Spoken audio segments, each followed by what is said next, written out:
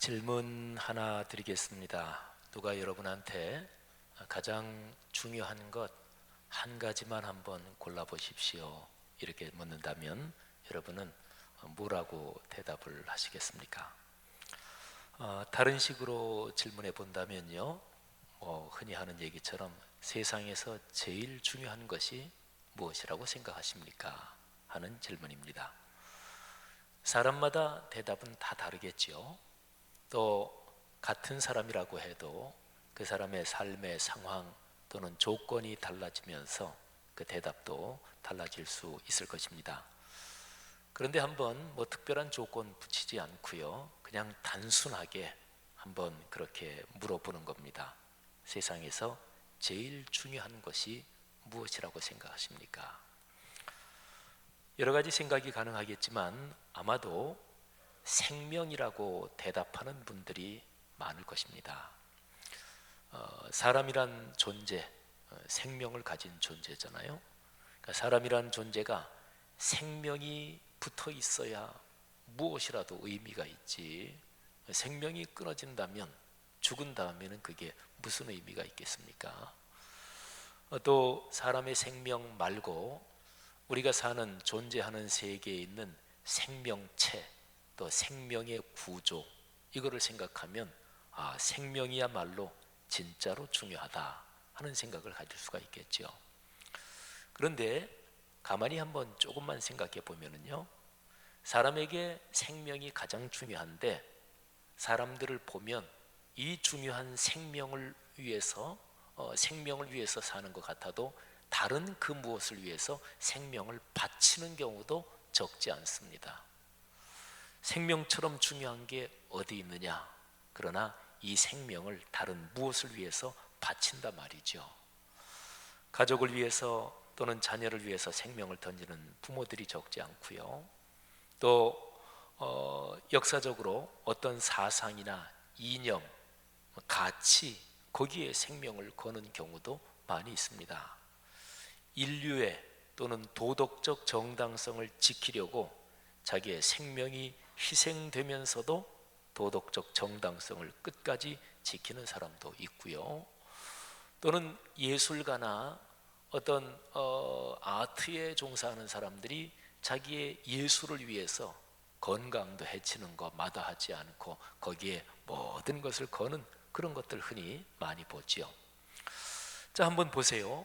그러면 생명이 중요합니다. 그런데 사람은 생명을 바쳐가며 이런저런 것을 하는 거죠. 근데 여기에서 조금만 한 번 더 들어가서 생각해 보면은요, 자녀를 위해서 목숨을 희생하든 사상, 예술, 도덕적 정당성을 위해서 생명을 버리든 또는 그 어떤 것을 위해서 자기의 생명을 버리든 시간에 자기가 생명을 버리는 그거는 그 사람에게 고귀하고 가치 있는 거지요. 말하자면 내 생명을 거기에 던지면서까지 추구하는 그 무엇, 그 고귀한 것을 내가 사랑하고 거기에 열정을 가지게 되는 거죠. 여러분이 이렇게 본다면 사랑이란 단어를 우리가 한번 주목해야 합니다. 사랑, 무엇을 사랑하면 거기에다가 내 이런저런 것을 바치기 시작합니다. 그리고 급기야 내 생명까지 던지기도 합니다. 사랑을 위해서 생명을 걸고 목숨을 바친다, 그는 사실은 조금만 생각해 보면 사람의 삶에서 많이 볼 수 있는 것입니다. 그래서 문학이나 또는 오래된 무슨 격언 같은 데서 많이 듣는 얘기, 그 중에 하나가 이런 거지요. 사랑은 죽음보다 강하다 하는 말입니다. 사랑하신 여러분, 이런 생각을 가지고 이 시간에 한번 각자 자기의 삶을 돌아봤으면 좋겠습니다. 사실 사람의 생명은 시간의 흐름에 따라서 점점 남아있는 생명의 시간이 짧아진다, 그거는 일반적으로 객관적으로 명확하지요. 그렇다고 하면 살아가면서 어차피 점점 짧아지는, 줄어드는 이 신체의 생명, 그거를 어디에다가 쓰고 어디에다가 바치고 헌신하느냐, 이 질문이 사실은 중요한 거지요. 나는 내 생명을 어디에도 바치지 않고 어디에도 주지 않고 꼭 끌어안고 살겠다. 그래도 신체의 생명은 적어도 신체의 생명은 줄어듭니다. 그리고 내 정신적인 헌신이나 또는 내 삶에서 무엇을 위해서 내가 가진 어떤 것을 던지는 것도 어차피 그렇게 진행됩니다. 이 세상을 떠날 때는 아무것도 가지지 않고 빈손으로 가잖아요. 그러면 내가 신체의 생명을 가지고 세상에 살아있는 동안 내가 얻고 또는 내가 누리고 내가 귀하고 가치 있다고 생각되는 그 모든 것을 이 세상을 떠날 때는 다 놓고 가는 거죠. 그러니까 결론은 둘 중에 하나입니다. 마지막에 뺏기고 갈 것이냐, 아니면은 살아가는 동안 내가 가진 그 어떤 것이든 좋은 것을 어디 가치 있는데 고귀한데 헌신하며 살 것인가. 사실은 이 두 가지지요. 여러분은 어떠십니까? 여러분은 무엇을 사랑하십니까? 어디에 여러분이 가진 것을 헌신하며 또는 던지며 살고 계십니까? 바로 여러분이 사랑하는 대상이 무엇이냐, 여기에 대한 질문이죠. 사랑에는 여러 가지 종류가 있습니다. 헬라어로 말하면 세 가지의 사랑을 보통 얘기하는데, 하나님께서 우리 사람과 피조 세계를 사랑하신 그 신적인 사랑을 표현하는 단어가 아가페입니다. 그리고 부모 자녀의 사랑 또는 친구 간의 사랑, 예술이나 사상에 대한 그런 사랑을 필리아의 사랑이라고 하고요. 그리고 남녀 간의 사랑을 에로스의 사랑이라고 합니다. 보통 우리가 많이 들은 헬라어로 말하는 이 세 가지의 사랑, 이렇게 얘기했습니다만은 사실은 사람이 살아가면서 사랑하는 현상에 대해서 좀 더 깊이 들어가 보면 훨씬 더 많은 종류를 나눌 수 있을지도 모르겠어요. 그런데 모든 종류의 사랑 가운데서 가장 근원 또는 시원이 되는 원천 또는 셈이라고 부를 수 있는 사랑이 있습니다. 그게 바로 하나님께서 우리 사람을 사랑하신 그 사랑, 아가페의 사랑입니다. 이 사랑 앞에는 그야말로 정관사를 붙여서 바로 그 사랑, 이렇게 얘기할 수 있고, 어떤 면에서 사랑 그 자체라고 얘기할 수 있습니다.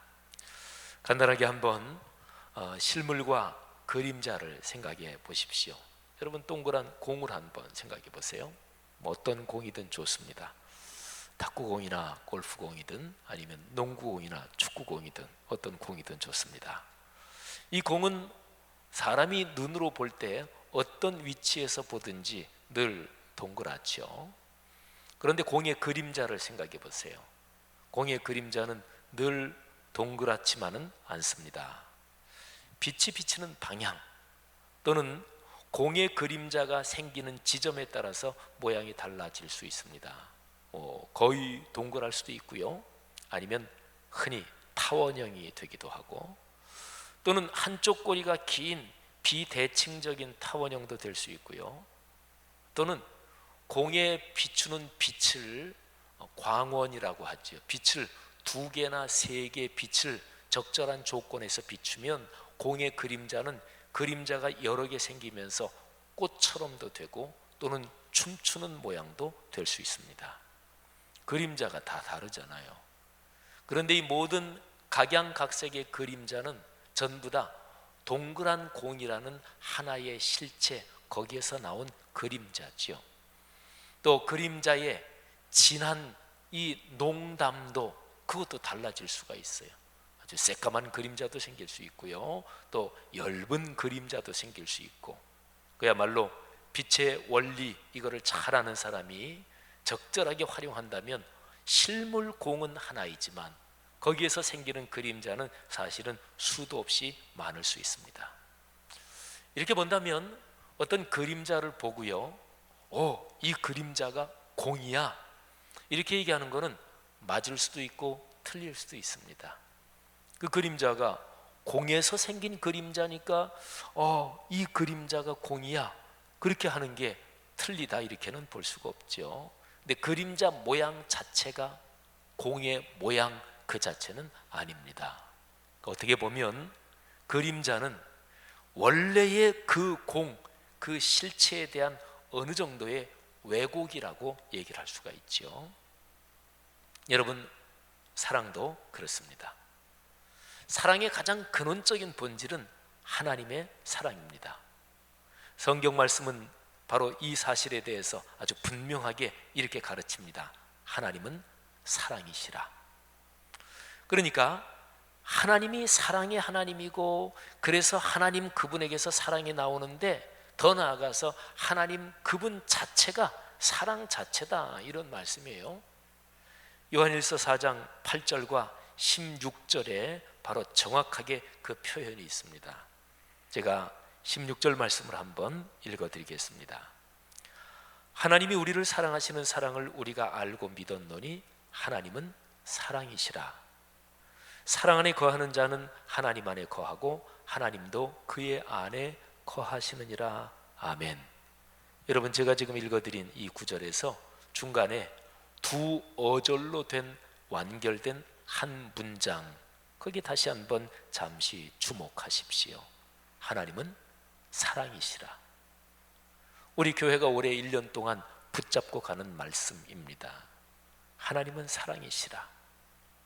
하나님은 사랑 그 자체시기 때문에, 그래서 우리 사람들이 살아가면서 내가 하나님과 연관이 있다 이렇게 말하려면 적어도 사랑 그 자체, 사랑이라는 실체 자체이신 하나님이 내게 그 어떤 연관이 있어야 되고, 내가 사랑하며 걸어가는 내 삶이 하나님의 사랑 실체 자체만큼 완벽하지는 못하더라도 그 그림자가 나타나야 된다는 거죠.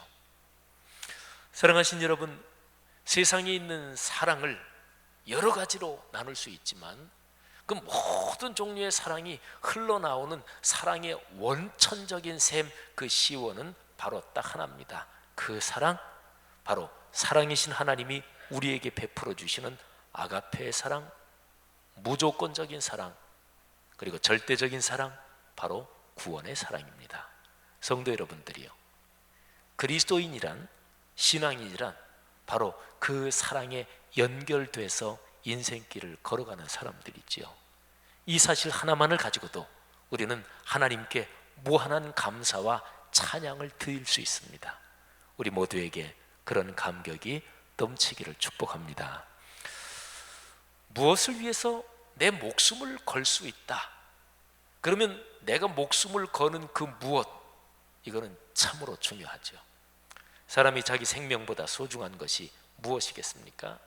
그러나 사람은 사랑을 위해서라면 그 무엇을 위한 사랑, 그거는 우선 둘째치고, 사람은 무엇에 대한 사랑에 깊이 빠지고 깊이 매이고 그 사랑이 내 자신을 온통 휘감싸면 그러면 자기의 생명도 던집니다. 그런데 성경 말씀에서 우리에게 가르치는 그 모든 사랑의 근원 하나님의 사랑, 이것을 깨닫는 사람은 바로 이 사랑에 자기의 삶을 던지는 거죠. 여러분, 이렇게 그러면 질문을 던져야 됩니다. 세상에서 가장 중요한 것, 제가 설교 처음에 던진 그 질문에 대한 답을 우리가 쭉 흘러오면서 성경 말씀에서 찾은 거죠. 아가페의 사랑입니다. 그러면 이제 던져야 될 질문은 그거예요. 그 사랑, 아가페의 사랑을 어디에서 찾을 수 있습니까? 어디에서 그 사랑에 대한 정보 또는 지식 또는 그 사랑이 내 삶에 이어지도록 그런 귀한 축복을 어디에서 어떻게 알 수가 있나 하는 질문이죠.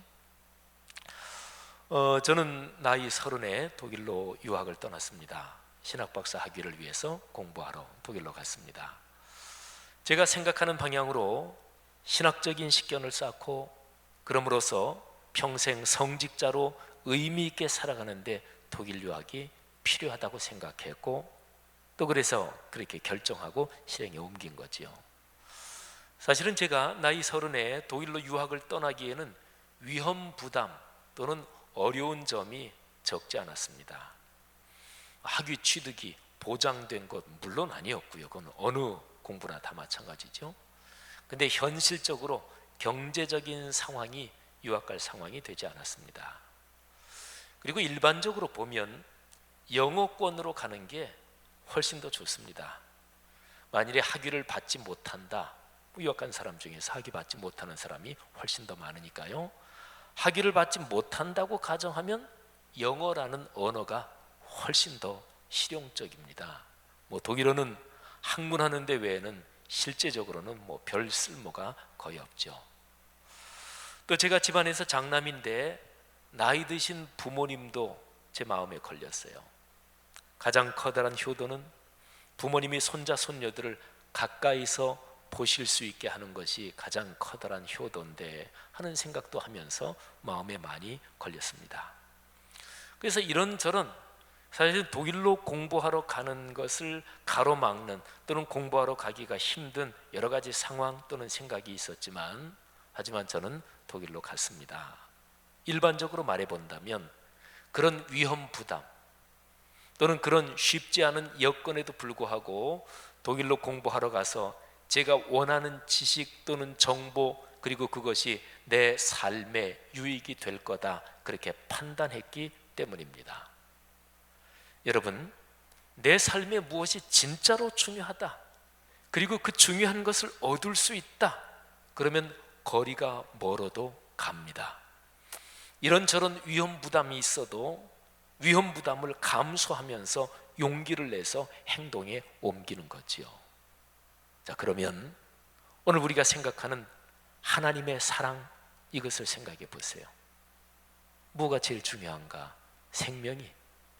그런데 생명을 위해서 사람은 그 무엇을, 좋은 것을 위해서 자기 생명도 바치는데, 말하자면 그 무엇을 위한 사랑이 중요한데, 가장 중요한 사랑은 하나님의 아가페의 사랑인데, 이 아가페의 사랑, 어디에 가야 이 사랑을 찾을 수 있고, 이 사랑에 대해서 왜곡된 정보나 또는 삐뚤어진 지식이나 또는 자기 멋대로 합리화한 그런 거 말고요, 정확한 아가페의 사랑을 어디 가서 찾을 수 있는가 하는 거죠.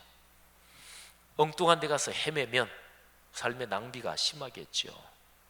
인생에 주어진 시간이 하고 마는 게 아니니까 말이죠. 근원적인 그 사랑, 아가페의 사랑을 알 수 있는 곳이 있습니다. 오늘 우리가 묵상하는 요한일서 3장 말씀 가운데서 3장 16절 말씀을 한번 들어보십시오. 우리가 많이 아는 요한복음 3장 16절이 아니고요, 요한일서 3장 16절입니다. 지금 제가 진행하는 제 설교의 내용 흐름을 정확하기 위해서 3장 16절에서도 전반부만 제가 한번 읽겠습니다.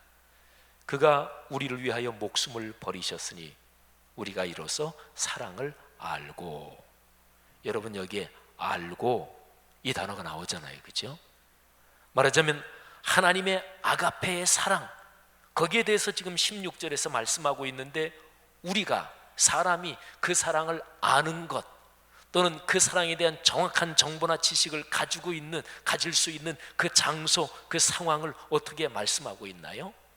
그가 우리를 위해 목숨을 버리셨으니, 그럼으로써 예수 그리스도께서 우리를 위해서 목숨을 버리신 십자가 사건이 있었기 때문에 그 사건을 통해서 우리가 사랑을 안다, 이런 말이죠. 사랑 자체이신 하나님께서 당신의 사랑을 보여주신 시공간이 있습니다. 그게 바로 2000년 전의 십자가 사건입니다. 여러분, 십자가 사건은 하나님이 자신을 보여주신 것이고, 동시에 그분 자신이 사랑 자체이시니까 사랑을 보여주신 것이기도 합니다. 하나님께서 당신 자신을 사람에게 열어서 보여주신다, 그거를 계시라고 그래요. 하나님이 나에게 보여주셨다, 그럴 때 계시 받는다, 이런 표현도 쓰는 거죠. 그런데 하나님께서 당신을 보여주시되 가장 명백하고 완전하게, 가장 결정적이고 최종적으로 단 한 번 계시하신 곳이 있습니다. 그게 바로 2000년 전에 일어났던 예수 그리스도의 십자가 사건입니다. 그래서 우리가 신앙생활하면서 십자가, 골고다 언덕의 그 사건, 역사적으로 발생했던 그 사건에 거룩한 영이신 하나님이 거기에 개입하시고 거기에서 당신 자신을 온통 열어 보여주셨다, 우리가 그렇게 보는 거죠. 자, 이제 16절 내용, 제가 아까 전반부만 읽었잖아요. 요한일서 3장 16절을 뒷부분까지 전부 다 한번 읽어보겠습니다. 그가 우리를 위하여 목숨을 버리셨으니 우리가 이로써 사랑을 알고 우리도 형제들을 위하여 목숨을 버리는 것이 마땅하니라. 아멘. 자, 여러분, 아까 제가 읽은 전반부 내용, 그거는 내용대로 그냥 들으면 돼요. 뭐 부담스럽거나 그러진 않아요. 그가 우리를 위하여 목숨을 버리셨으니 우리가 이로써 사랑을 알고, 여기까지가 전반부인데 뭐 특별하게 부담스러운 건 없죠. 근데 그 뒤에 이어지는 후반부, 이거는 부담스러워요.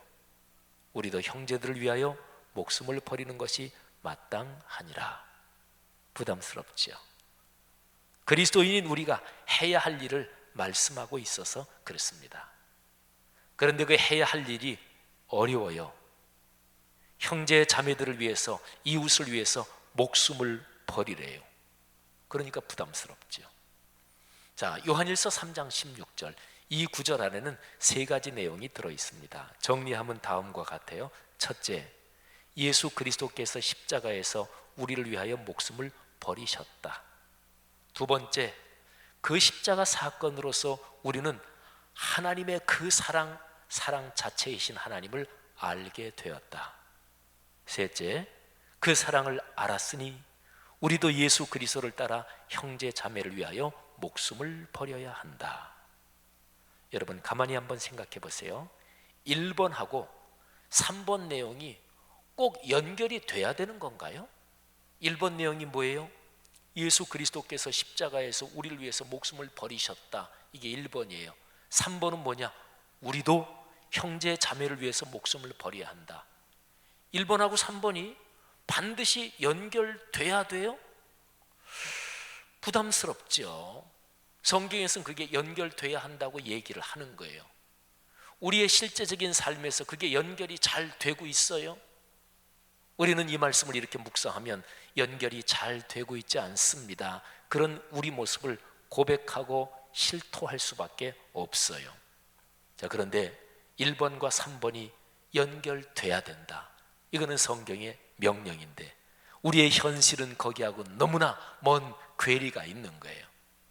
1번과 3번을 연결시키고 이어주는 다리와 같은 것이 바로 2번입니다. 십자가에서 나타난 사랑을 우리가 알았습니다. 바로 이거예요. 여러분, 이렇게 보면 안다, 요 단어의 뜻이 예사로운 게 아니다 하는 것을 얼른 머릿속에 알게 되는 거죠. 예수께서 십자가에서 우리를 위해서 당신의 목숨을 버리셨습니다. 우리도 그분처럼 형제 자매를 위해 목숨을 버려야 합니다. 불가능하잖아요. 어떻게 이게 가능하겠어요? 그런데 이거를 연결시켜주는 다리가 2번이란 말이죠. 우리가 그 사랑을 알았습니다. 그 사랑을 안 사람은 이 3번으로 넘어가는 이 다리를 건널 수 있다는 거죠. 여러분, 안다는 단어를 살펴봐야 되는 거죠. 성경 전체에서 안다, 이 단어는 머리로만 아는 지식을 뜻하지 않습니다. 머리에서 가슴으로 내려오는 깨달음, 뜨거운 감동, 그것까지 포함하고요. 그리고 머리의 지식에서 가슴의 깨달음과 감동을 거쳐서 온몸으로 행동하여 손발로 실천해서 삶이 변하는 것까지 다 포함해요. 그게 바로 성경에서 안다, 이런 말을 할 때 그 안에 담긴 뜻입니다. 예수 그리스도의 십자가 사건을 통해서 우리가 하나님의 사랑을 알았다, 이 말은 우리 삶에 어떤 근원적인 변혁이 일어났다, 이런 뜻이 되는 거죠. 유명한 구절이에요. 고린도후서 5장 17절. 이게 아마 하나님의 사랑을 알았다, 이것이 큰 변혁이라는 것을 설명할 수 있는 적절한 구절이 될 것입니다. 제가 봉독하겠습니다. 그런즉 누구든지 그리스도 안에 있으면 새로운 피조물이라. 이전 것은 지나갔으니 보라, 새 것이 되었도다. 아멘. 이 구절은요, 하나님이 천지를 창조하신 사건을 말씀하고 있어요. 새로운 피조물, 창조 사건을 얘기하고 있는 거예요. 어떤 사람이 예수님을 믿을 때 천지가 창조될 때처럼 새로운 창조가 발생한다는 거예요. 예수를 믿게 되는 그 사람을 하나님이 아예 새롭게 창조하신다는 거예요. 옛사람은 죽습니다. 그리고 새 사람으로 다시 태어납니다. 예수 그리스도께서는 바로 이 놀라운 신비를 니고데모에게 이렇게 설명하십니다. 요한복음 3장 3절인데요 예수께서 대답하여 이르시되 진실로 진실로 내게 이르노니 사람이 거듭나지 아니하면 하나님의 나라를 볼 수 없느니라. 아멘. 이거는 우리 예수 믿는 사람한테 너무나 익숙한 구절이지요. 너무 익숙해져 있어서 거듭난다 이 표현이 얼마나 놀라운 표현인가를 놓칠 때가 많죠. 그래서 쉬운 번역 새 번역으로 제가 다시 한번 읽습니다. 예수께서 대답하셨다. 내가 진정으로 진정으로 너에게 말한다. 누구든지 다시 나지 않으면 하나님 나라를 볼 수 없다. 다시 나지 않으면 그랬습니다. 다시 태어난다는 거예요. 니고데모가 예수님과의 대화에서 진지한 마음으로 대했잖아요. 니고데모는 예수님이 농담한다고 생각하지 절대로 않았겠지요. 그래서 니고데모가 놀라서 이렇게 되물은 거예요. 사람이 늙으면 어떻게 날 수 있사옵나이까? 두 번째로 모태에 다시 들어갔다가 날 수 있사옵나이까? 예수 그리스도의 십자가 사건을 참으로 안다 이 뜻은 말이죠, 십자가 사건에서 하나님께서 보여주신 사랑을 내 삶을 걸고 고백하며 그렇게 살겠다고 내 생명까지 거기에 던지는 것입니다. 이것이 믿는다는 것이고, 이런 뜻에서 믿는다 하는 말과 안다 하는 말은 같은 말이 되는 거죠. 사랑하신 여러분, 요한복음 3장 16절 이 말씀을 이렇게 묵상하면은요, 오늘 제 설교 본문이 3장 15절부터 시작됐죠. 그런데 3장 16절이 중심에 있어요.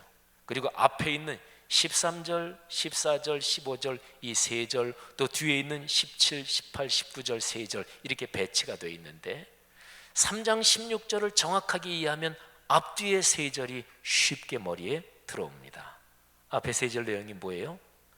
진실하게 신앙인답게 사는 사람은 세상에서 미움을 받기도 합니다. 이상하지 않아요. 당연해요. 왜? 새롭게 된 사람이니까.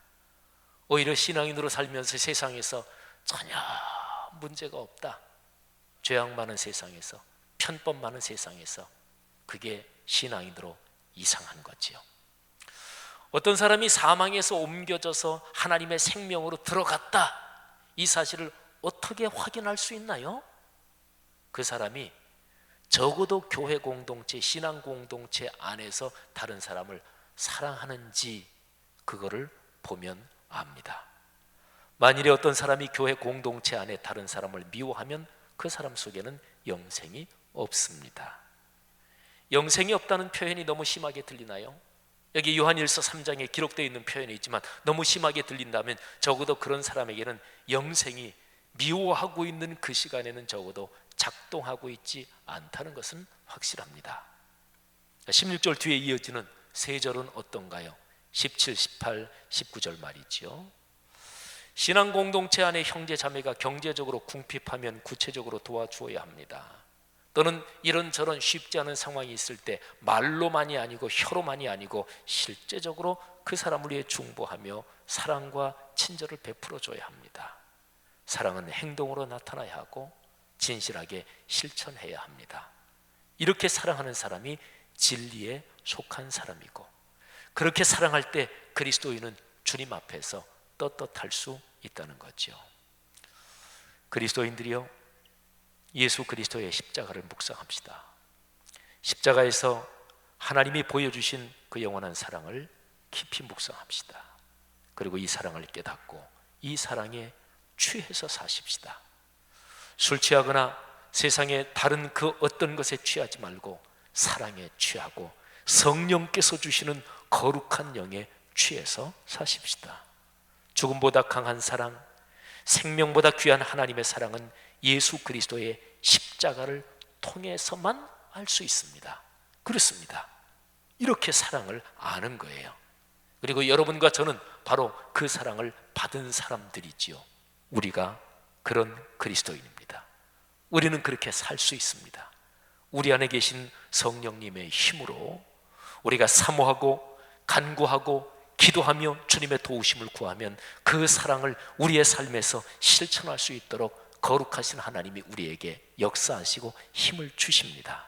바로 이 사랑으로 삶의 길을 걷는 우리 모두가 되기를 주의 이름으로 축복합니다. 기도하십시다. 이 시간에 들은 말씀 한번 끌어안고 하나님 앞에 간절히 기도했으면 좋겠어요.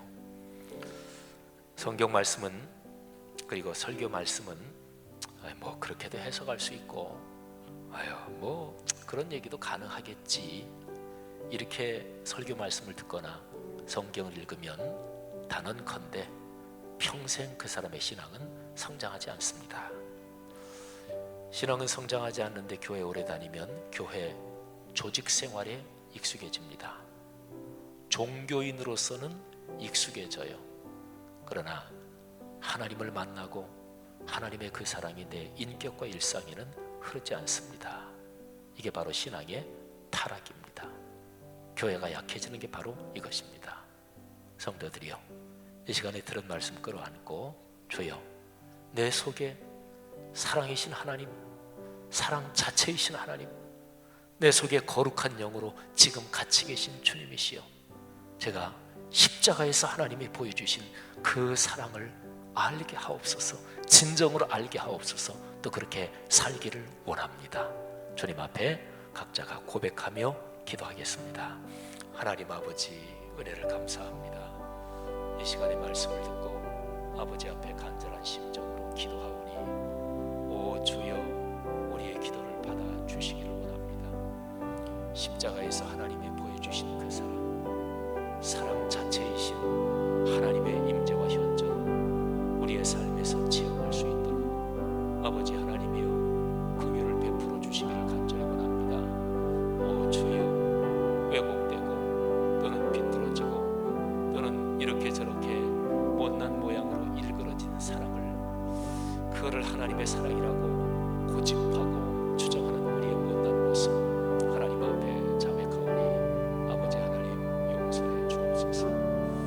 아버지 하나님의 그 사랑 다시 한번 내 삶에서 끌어안고 삶의 길을 걷겠습니다. 목회자로 그렇게 걷겠습니다. 아니 목회자이기 전에 한 사람의 그리스도인으로 아버지의 자녀로 그렇게 걷겠습니다. 하나님 아버지, 그런 그리스도인의 결단마다 하나님께서 성령으로 함께 하시며 안수해 주시며 주의 큰 복으로 붙잡아 주시기를 간절히 원합니다. 주여, 이 시간에 성도들의 고백을 받아 주옵소서. 주님 믿습니다.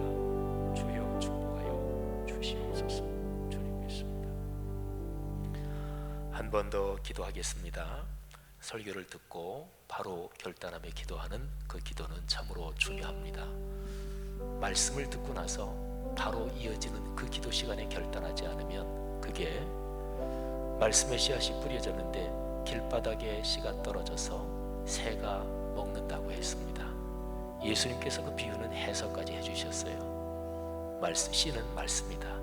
그리고 그걸 먹는 새는 마귀라고 말씀했습니다. 그래서 예수님은 말씀을 듣고 실천하는 것을 그토록 중요하게 가르치셨던 거지요. 사랑하시는 여러분, 우리는 오늘 사랑에 대한 설교를 들었습니다. 예수 그리스도의 십자가에 대한 설교를 들었습니다. 너무 익숙하시잖아요, 그렇죠? 근데 실제 내 삶에는 어떻습니까? 귀에는 익숙하고 지식에는 익숙한데 내 삶에는 어떻습니까? 그리고 하나님의 말씀을 실천하는 사람에게 성경에 기록된 그 많은 축복이 하나님으로부터 흘러온다는 사실을 믿으십니까? 그렇습니다. 하나님은 진실로 그런 분이십니다. 점치는 거, 귀신, 우상, 잡신은 복채만 많이 갖다 주면 접게 좋게 나와요. 신앙생활도 그런가요? 내가 헌금만 많이 하면 복을 받을 거라고요? 아닙니다. 하나님은 돈이 부족한 분 아닙니다. 내 사회적 지위가 신앙에 어떻게 큰 영향을 미친다고요? 여러분, 하나님은 만왕의 왕이십니다. 하나님 앞에서는 오직 겸허하게 그분의 자녀만 있을 뿐이고 그분의 말씀 앞에 겸허하게 결단하는 그리스도인이 있을 뿐입니다. 이 시간에 다시 한번 기도하기는 주여, 그리스도인답게 십자가에 나타난 하나님의 사랑이 내 삶 전체를 이끌어가게 하옵소서. 다시 한번 결단하며 이 사랑으로 오늘날의 우리 사회와 한국 교회 오늘의 세계 그리스도인의 삶을 통해 하나님 나라가 확장되게 하옵소서. 이 나라 이민족 동북아 그리고 남북 간 중국 등등 이 사회를 긍휼히 여기시옵소서. 한 번 더 주님 앞에 고백하며 기도하겠습니다. 하나님 아버지, 은혜를 감사합니다. 아버지 하나님의 거룩하신 사랑 우리 안에 넉넉하게 베풀어 주시고, 오 주여, 오늘 들은 이 말씀 우리의 삶에 강한 능력으로 넘치게 되기를 간절히 원합니다. 아버지 하나님, 하나님의 거룩한 말씀이 우리의 귀에만 들렸다가 다시 빠져나가지 않도록 그런 슬픈 그리스도인이 되지 않도록 아버지여 저희를 긍휼히 여겨 주옵소서. 하나님의 거룩한 사랑을 실천하고 말씀을 부여잡고 그렇게 사는 그리스도인들 때문에 우리가 사는 사회, 또 지금 남북으로 갈려있고 동북아시아에 군사적으로 첨예한 대결이 펼쳐지고 있는 이 상황, 오 주여 긍휼히 여겨 주옵소서. 우리 그리스도인들을 통해 하나님께서 영광 받아주시고 우리 그리스도인에게 사랑의 능력 그리고 거룩한 영향력이 확산될 수 있는 귀한 은총을 그리스도인 그리고 교회 공동체를 통해 주시기를 간절히 원합니다. 주여 축복하옵소서. 주여 역사하여 주옵소서. 하나님 아버지 은혜 감사합니다. 우리가 드린 기도, 진실한 간구 주님께서 받으신 것을 믿습니다. 사랑으로 살겠습니다. 예수님 이름으로 기도하옵나이다. 아멘. 우리 찬송가 304장 1절 3절 부르고 예배를 축도로 마치겠습니다.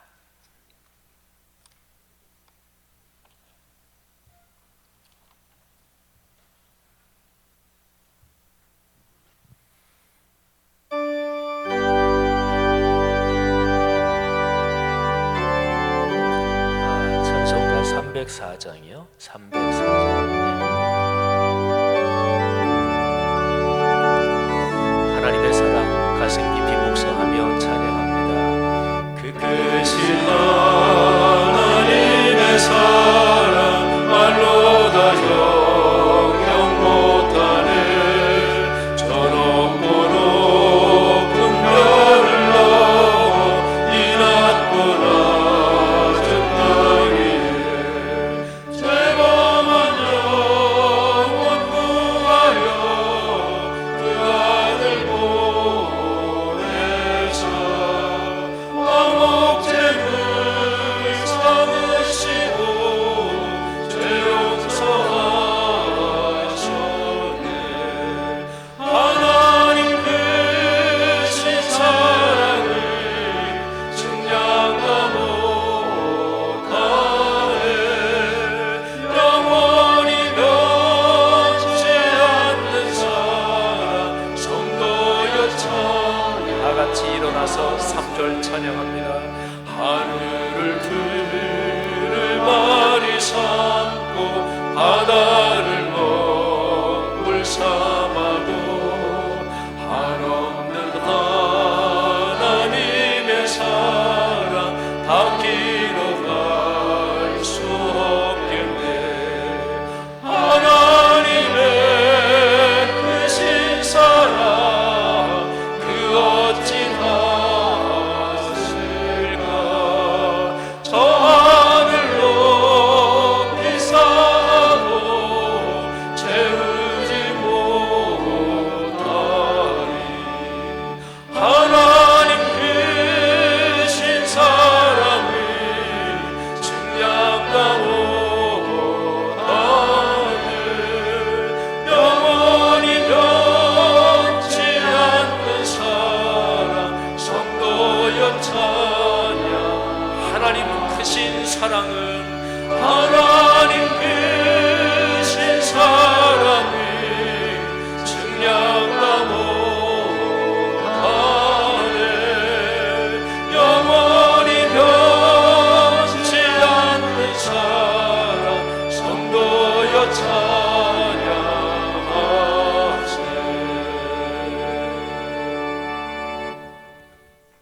십자가의 사랑 찬양하지 않고 무엇을 찬양해 왔는지 우리 자신을 돌아봅니다. 십자가의 사랑만이 변치 않는다고 했는데 변치 않는 다른 그 무수한 것들로 내 삶을 든든하게 할 수 있다고 생각한 우리 자신의 모습을 돌아봅니다. 주여, 66권 성경 말씀에 있는 그 사랑, 66권 성경 말씀에 있는 그 가르침 제대로 듣지 않고 제대로 설교하지 않고 듣거나 설교하거나 말씀 읽을 때도 내 자신의 이해관계나 이익을 따라 꺾고 비틀었던 우리 자신을 돌아봅니다. 어떨 때는 무지해서 그랬지만 어떨 때는 알고도 그랬습니다. 내 자신의 주장을 합리화하기 위해서 성경 말씀에 이런저런 것들을 갖다가 써먹기도 했습니다. 무서운 죄를 저질렀습니다. 하늘아버지, 한국교회를 불쌍히 여기사 다시 한번 이 땅 이 교회 하나님의 자녀라고 불리는 사람들, 예수 그리스도의 십자가에서 나타난 하나님의 사랑 그 자체이신 하나님, 거기에서 보여주신 그분 붙잡고 다시 한번 걸어갈 수 있도록 우리를 축복해 주옵소서. 그리고 그렇게 걸어가는 그리스도인들에게 하나님이 부어주시는 그 경제력을 주시고, 그렇게 걸어가는 그리스도인들에게 부어주시는 하나님이 가정 가문을 축복하시는 그 축복을 주시고, 그렇게 걸어가는 그리스도인들에게 하나님이 부어주시는 사회적인 영향력을 주님께서 주시고, 그렇게 걸어가는 그리스도인들에게 하나님이 주시는 건강을 복으로 주옵소서. 감사합니다. 이렇게 고백하며 우리가 드리는 11조 감사 또는 선교 장학 건축, 우리의 삶에 하나님이 주신 그 많은 선물들에 감사하며 예물을 드립니다. 예물을 바쳐 올리오니 주님 받아 주옵소서. 성도들에게 큰 복이 임하게 하옵소서. 예수 그리스도의 은혜와 하늘아버지의 사랑하심과 성령께서 손 붙잡고 동행하시며 안고도 가시고 업고도 가시는 그 자상한 어머니의 사랑 같은 그 놀라운 은총이 하늘 백성 머리 위에, 그리고 이분들을 통해 이 세상으로 퍼져나갈 하나님의 그 위대한 사역 위에 지금부터 영원히 같이 계시기를 간절히 축원하옵나이다. 아멘.